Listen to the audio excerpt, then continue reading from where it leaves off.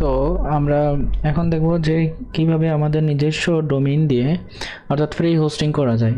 যেমন আমার কোনো একটা ডোমেইন কিনা আছে, তো সেটাতে আমার হোস্টিং করতে গেলে দেখা যাচ্ছে যে প্রতি মাসে অনেক টাকা চার্জ করতেছে।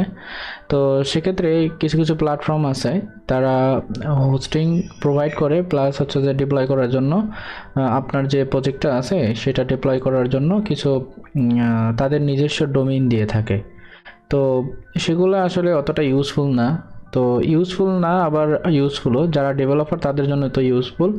তো যেমন ভার্সেল, নেটলিফাই এরা তো প্রোভাইড করে থাকে।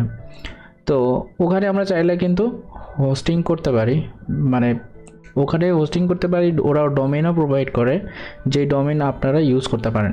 তো আজকে আমি দেখাবো যে তো সেখানে আমরা যদি ডিপ্লয় করে থাকি কোনো প্রজেক্ট, সেখানে নিজস্ব যে ডোমেইন আমাদের কিনা থাকবে, যেমন যে কোনো .com বা XYZ, মানে এটা যে কোনো মানে ডোমেইন হতেই পারে।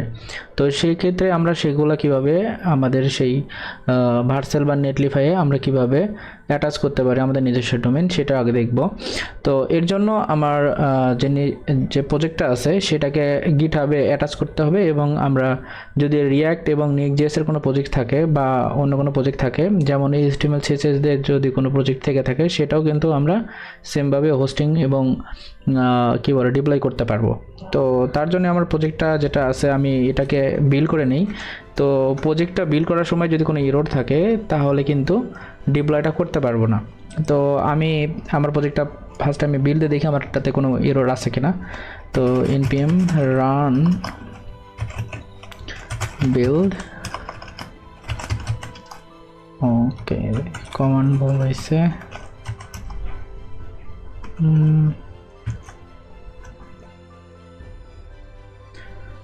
আচ্ছা, এটা বিল্ড হতে থাক। তো এর মধ্যে আমরা কি করব, আমরা যদি কোনো হোস্টিং প্রোভাইডারের কাছে যাই, যেমন আমার ডায়ানা হোস্ট থেকে আমি একটা ডোমেইন কিনছিলাম আর কি। তো এখানে চাইলে আপনারা কিনতে পারেন, কিংবা নেমচিপ বা হোস্টেঞ্জার অন্য অন্য যেগুলো আছে সেখান থেকেও আপনারা কিনতে পারেন। তো এখানে আসার পরে আমি এখানে লগ ইন করে নিই ফার্স্টে। তো আমার অ্যাকাউন্টে আমি লগ ইন করে নিচ্ছি। দেন আপনার যে ডোমেইনটা আছে সেখানে যাবেন, যাওয়ার পরে এখানে আচ্ছা এটা ঢুকলাম, ভালো কথা। কিন্তু এখানে ম্যানেজমেন্ট সিস্টেম আছে, অর্থাৎ ডোমেইন ম্যানেজ, বা এটা ডোমেইনের যদি কোনো সেটিং থাকে সেখানে গিয়ে একটা অপশনে গিয়ে আপনাকে কিছু একটা, অর্থাৎ DNS হোস্টিং ম্যানেজমেন্ট, এইটাতে যাইতে হবে। এটা নেমচিপ বা হোস্টিঞ্জারের ক্ষেত্রে চেঞ্জ হতে পারে, অন্য একটা কিছু থাকতে পারে।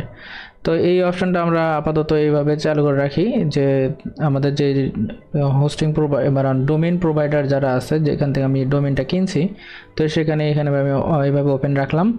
রাখার পরে দেখি আমার প্রজেক্টটা বিল্ড হলো কিনা। আচ্ছা, আমার প্রজেক্টটা বিল্ড হয়েছে, এবং এই প্রজেক্টটা গিটহাবের সঙ্গে আমরা একটা গিটের রিপোজিটরি খুলে এই গিটের সঙ্গে অ্যাটাচ করে নেব। আপনি যে গিটহাব অ্যাকাউন্টটা আছে তার সঙ্গে আপনি অ্যাটাচ করে নেবেন। নেওয়ার পরে এরপরে আমরা আসবো হচ্ছে ভার্সেলে। তো ভার্সেল ওয়েবসাইটে এসে এরকম একটা ইন্টারফেস দেখতে পাবেন। ওয়েবসাইটে যদি ভার্সেল যেমন এরকম লিখিয়ে দেবে ভার্সেল.com, এখানে আসার পরে এরকম নর্মালি আমার যেহেতু লগ ইন করা আছে এই জন্য এই ইন্টারফেসটা দেখাচ্ছে। আর যদি লগ ইন করা না থাকে, তো এখান থেকে লগ আউট যদি দেই, তো ফার্স্টে এরকম দেখাবে আর কি। যদি ভার্সেল লগ ইন বা এরকম যদি দেই, তো এরকম ফার্স্টে দেখাবে, দেন লগ ইন করে নেব ভার্সেলে।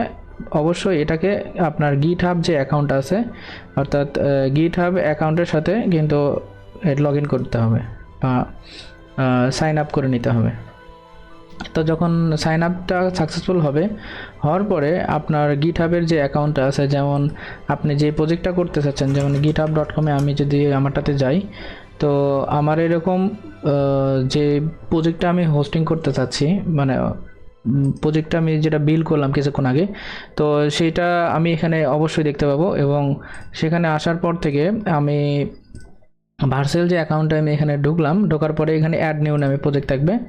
তো অ্যাড নিউ প্রজেক্টটা এখানে অ্যাটাচ করব, এবং তো আমি চাচ্ছি যে এই আমার পোর্টফোলিও নেক্সট যে প্রজেক্টটা আছে আমি এটাকে করব।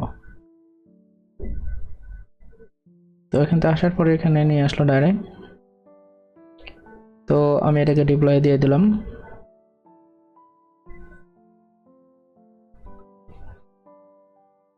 এটা সময় নেবে।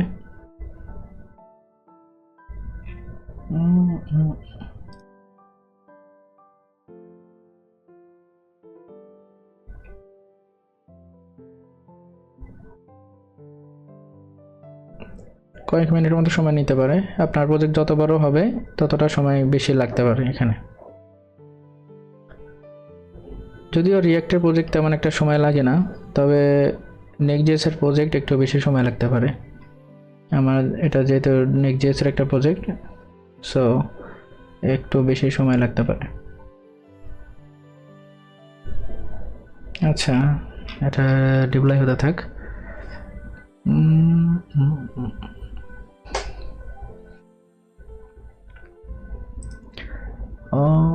আমাদের ডোমাইন প্রোভাইডার, এখানে আমার অ্যাড্রেসগুলো বসাইতে হবে, অর্থাৎ এখানে কিছু কাজ আছে। আচ্ছা, এখানে আমার বলছে কন্টিনিউ টু ড্যাশবোর্ড। এখানে আসলাম, আসার পরে আমি এখানে ডোমেইনসে যাব, যাওয়ার পরে অ্যাড। এখানে আপনার এই ডোমেইনের নামটা দিবেন, অর্থাৎ আপনার যদি ডোমেইন যেই ডোমেইনটা আপনি এখানে অ্যাটাচ করতে চাচ্ছেন সেই ডোমেইনটার নাম দিতে হবে। যেমন আমি যদি নাম দিই, এখন আমার ডোমেইনের নাম এই যে XYZ জিয়াদ হোসেন XYZ এটা কিনা আছে। আমরা যদি আমাদের পোর্টালে যাই, আচ্ছা এখানে এইখানে যদি আমরা পোর্টালে যাই তাহলে কিন্তু আমাদের এই ডোমেইনের নামটা এখানে থাকবে। তো ওই ডোমেইনের নামটা অর্থাৎ এইটাই কিন্তু এখানে দিতে হবে। তো এইটা যদি এখন এখানে দেই, দেওয়ার পরে তারপরে এটা প্রোডাকশনে রাখবেন। রাখার পরে আচ্ছা view DNS and record and modes, এখানে আমার এইটা অলরেডি ইউজ করা আছে যার কারণে ওটা দেখাচ্ছে। তো আপনার ক্ষেত্রে নাও দেখাতে পারে। এরকম যেটা দিলাম স্পেস, আচ্ছা তারপর দিয়ে দেবো অ্যাড ডোমেইন। এখানে এরা রিকমেন্ড করে যে এটা ওরা রিডাইরেক্ট করার জন্য ওটা ইউজ করার দরকার নাই, এখানে এইটা ইউজ করব আমরা, add space and redirect www dot, এইটাতে আমরা রিডাইরেক্ট করে দেব অ্যাড। এরপরে এখানে কয়েকটা এরর দেবে, তো এরর দেখে ভয় পাওয়ার কিছু নাই। তো এখানে এরর দেখে সমস্যা নাই, আমরা এখানে নেম সার্ভার এনেবল ডিএনএস করব।